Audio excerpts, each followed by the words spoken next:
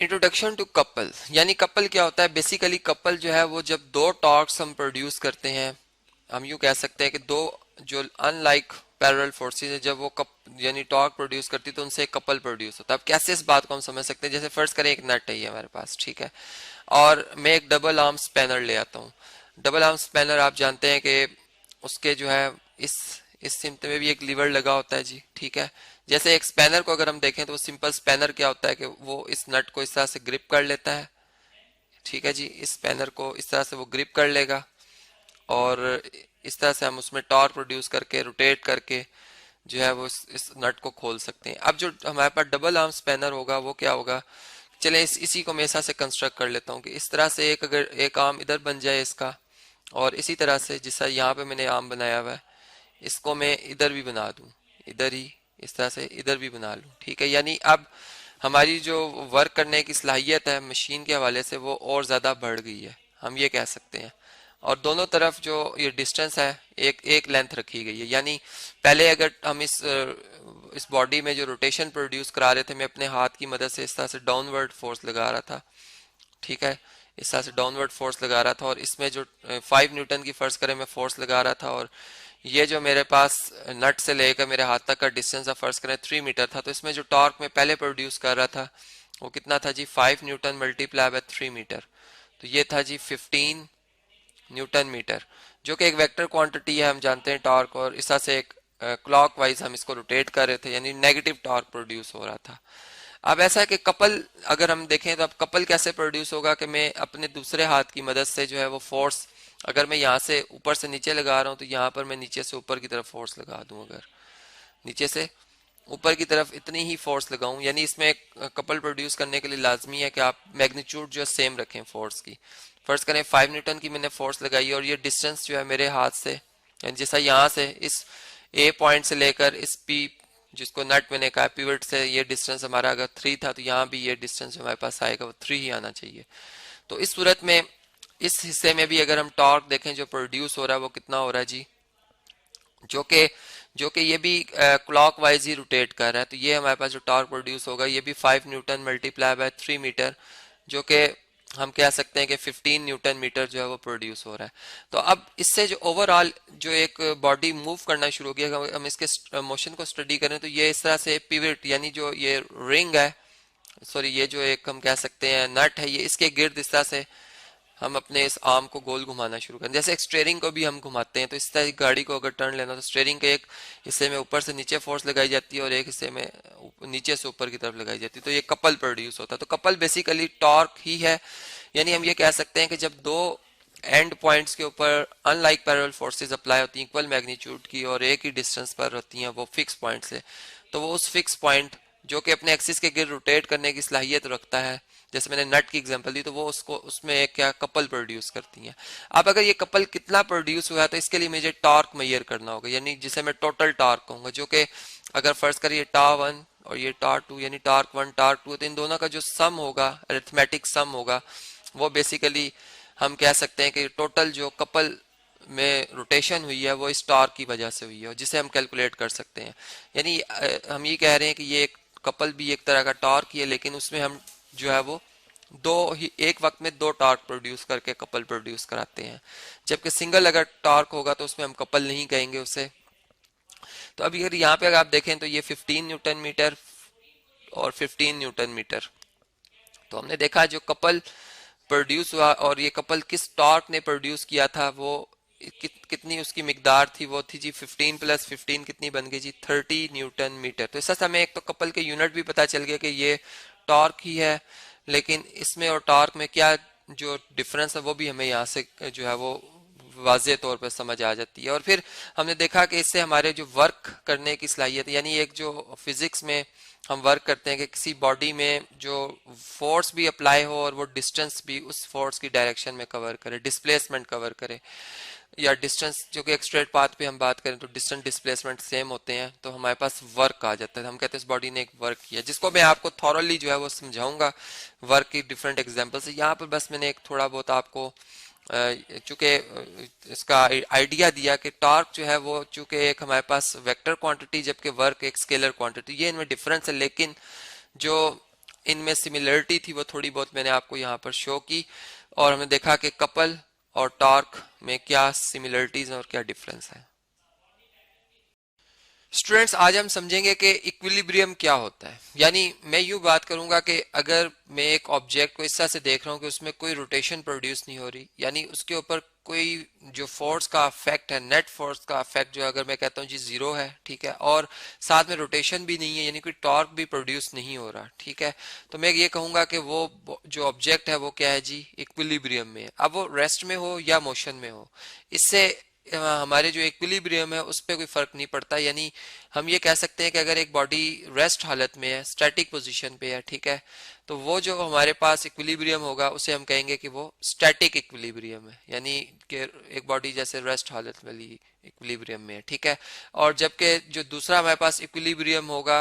जो कि मोशन के अंडर होगा, जैसे उसकी एग्जांपल मैं ऐसे दे सकता हूँ, जैसे कार जो है वो स्ट्रेट पाथ पे मूव कर रही है और उसमें कोई रोटेशन भी प्रोड्यूस नहीं हो रही, और यानी कि अगर मैं यूं कहूं कि वो एक यूनिफॉर्म स्पीड से मूव कर रही है, यानी उस पर नेट फोर्स का इफेक्ट भी जीरो है, तो फिर मैं कहूंगा कि वो डायनामिक इक्विलिब्रियम में है, ठीक है जी, डायनामिक इक्विलिब्रियम में है, ठीक है जी। तो ये अब आपको ये दोनों जो इक्विलिब्रियम यानी हमने देखे कि जिस जिस तरह से आ सकते हैं वो हमने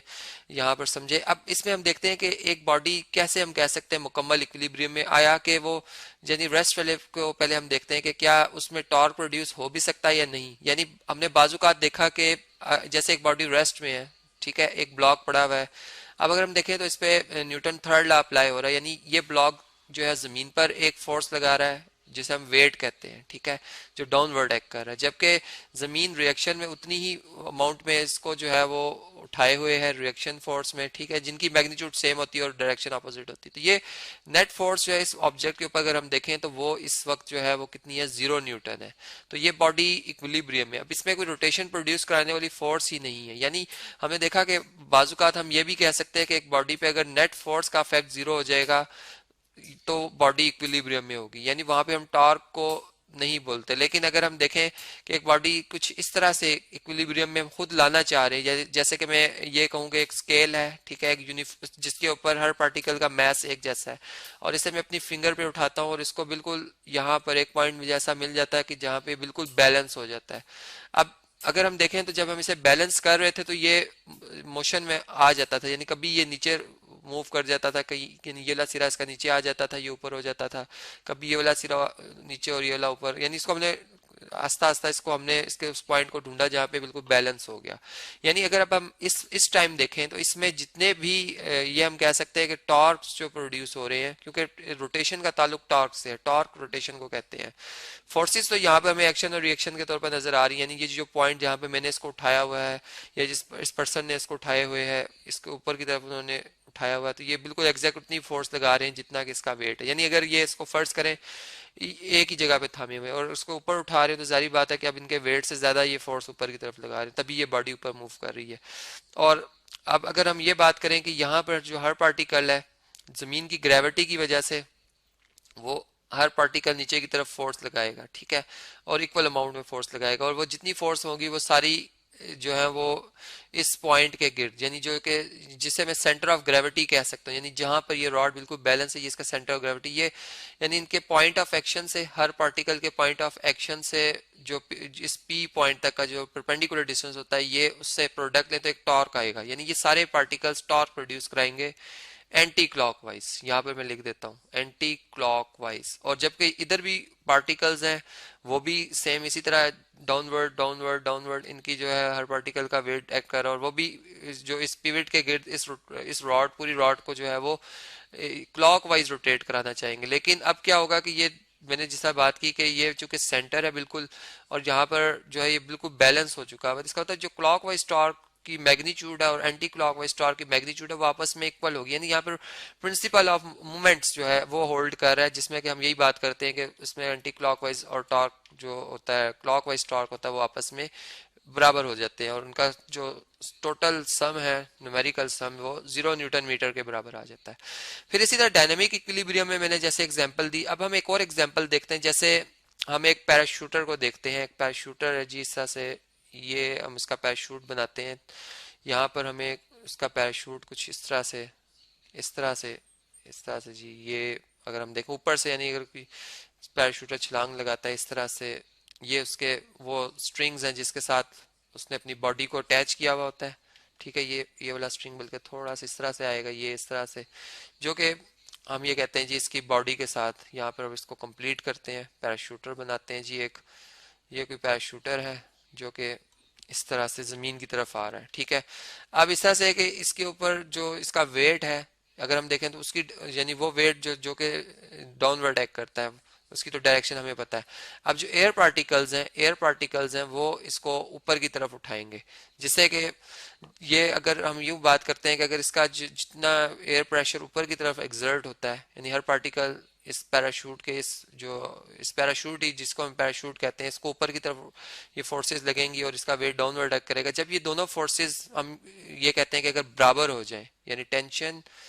ये जो स्ट्रिंग में टेंशन है बेसिकली ये अपवर्ड जो है वो लग रही है, जिसे मैं टी से जाहिर कर रहा हूँ, जबकि वेट इस पर्सन का डाउनवर्ड एक्ट कर रहा है। ठीक है, अब मैं ये कहता हूँ कि अगर ये इनका डिफरेंस एग्जैक्ट बराबर हो जाएगा तो ये बॉडी जो है इसके ऊपर नेट फोर्स का इफेक्ट 0 न्यूटन होगा। लेकिन हमने देखा कि पैराशूटर फिर भी जमीन की तरफ मूव कर रहा होता है, ये फिर आया क्यों मूव कर रहा है? तो अगर हम शुरू से देखें, जिस वक्त इस पैराशूटर ने छलांग लगाई थी एक जहाज से या हेलीकॉप्टर से, तो उस वक्त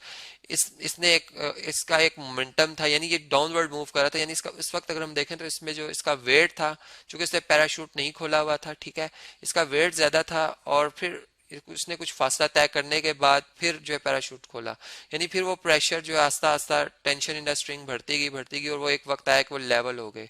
यानी और वो जिस वक्त लेवल हुए, वो जो डिफरेंस रहा,